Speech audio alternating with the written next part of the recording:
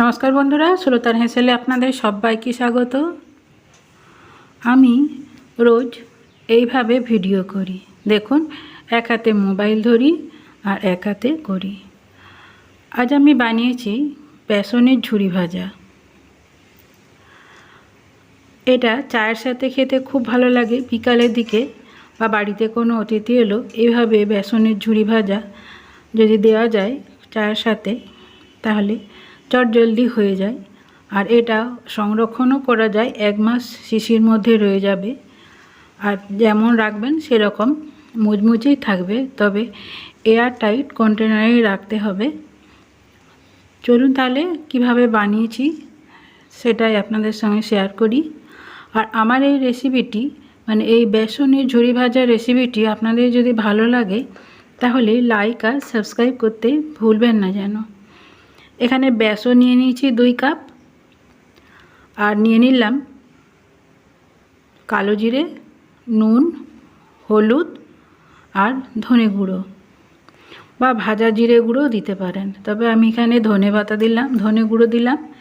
এতে কি হয়, এর স্বাদটা ভালো হয়। তারপর বেসনটাকে খুব ভালো করে মিশিয়ে নেব।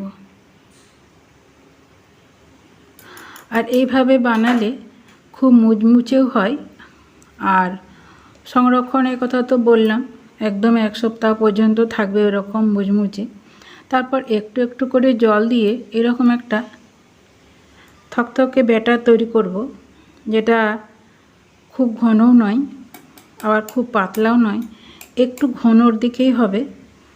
এরপর একটা এরকম নুনের প্যাকেট নিয়ে নিয়েছি। আমি যেহেতু ঝুরি বানাবো, বেসনের ঝুরি, তাই এরকম নুনের একটা প্যাকেট দিয়েই নুনের প্যাকেটের মধ্যে সামান্য একটু তেল দিয়ে তারপর প্যাকেটের মুখের ভেতরে ব্যাটারটাকে ঢুকিয়ে নিয়েছি। তারপর একটু ছোট্ট করে একটু ফুটো করে দেব। তারপর হাতের চাপ দিয়ে কড়াইতে যে কোনো ভাজার তেল দিয়ে, যে তেলে আমরা লুচি টুচি ভাজি, সেই তেলে এরকম ছোট্ট ছোট্ট করে ঝুরির মতন করে ভেজে নেব। দেখুন, ঠিক এই রকমটা ছোট ছোট দেখুন কেটে কেটে পড়ছে। খেয়াল রাখতে হবে ব্যাটারটা যেন খুব পাতলা না হয়ে যায়, তাহলে এটা ছেদরানো হয়ে যাবে। আর এরকম ঘনত্বটাই রাখতে হবে, তাহলে ঠিকঠাক হবে, গোল গোল আর একটু টাইট হবে। ঠিক আলুর যেমন ঝুরি হয় সেই রকম। প্যাকেটে দেখবেন মুগ ডালের ঝুরি, আলুর ঝুরি সব পাওয়া যায়। এখানে আমি বেসনের ঝুরিটা তৈরি করলাম। মুগ ডালের ঝুরি আমি আরেক দিন আপনাদের সঙ্গে শেয়ার করব। আর এর মধ্যে যেহেতু কালো জিরে দেওয়া আছে, এটা খেলে খুব সুন্দর একটা কালো জিরে ফ্লেভার পাওয়া যাবে মুখের মধ্যে। আর চায়ের সাথে খেতে খুবই ভালো লাগে। তাছাড়া বাচ্চাদেরকে টিফিনেও দেওয়া যেতে পারে। তাছাড়া সকালে যদি মুড়ি টুড়ি খাওয়া হয় বা বিকালে মশলা মুড়ি মাখালে তার মধ্যেও দেওয়া যেতে পারে। আমার একবার হয়ে গেছে, আমি তুলে নিচ্ছি দেখুন।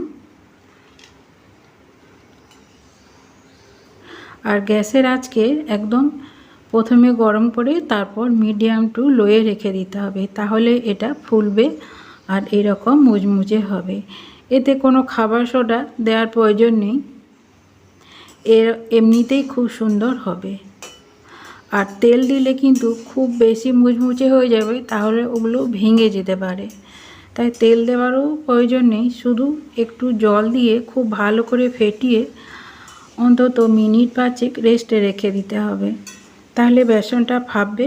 আর আবারও খুব ভালো করে ফেটিয়ে, যেভাবে চপছাকার দোকানিরা বেসন ফেটায় সেরকম করে ফেটিয়ে নিতে হবে বেশ অনেকক্ষণ ধরে। আর এই রকম একটু লাল লাল করে ভেজে নিলেই দেখুন কত সুন্দর হয়েছে আর কতটা ফুলেছে দেখুন। আর এইটা ফুলে 1 কাপে অনেকটা হয়। সবগুলোই মোটামুটি আমার ভাজা হয়ে গেছে।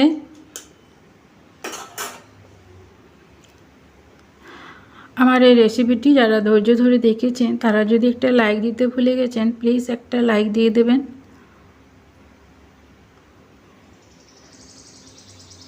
ঝুড়ি ভাজাগুলো সব ভাজা হয়ে গেছে। এরপর এটাকে একটু ঠান্ডা করে আমি একটা এয়ারটাইট কন্টেনারে ঢুকিয়ে রাখবো। আবার এগুলো রাতের দিকে কোনো তরকারি না থাকলে কিন্তু গরম ভাতের সাথে এগুলোকে পেঁয়াজ লঙ্কা দিয়ে চটকেও খেতে খুব ভালো লাগে। আমরা এটাকে এইভাবেও ব্যবহার করে থাকি।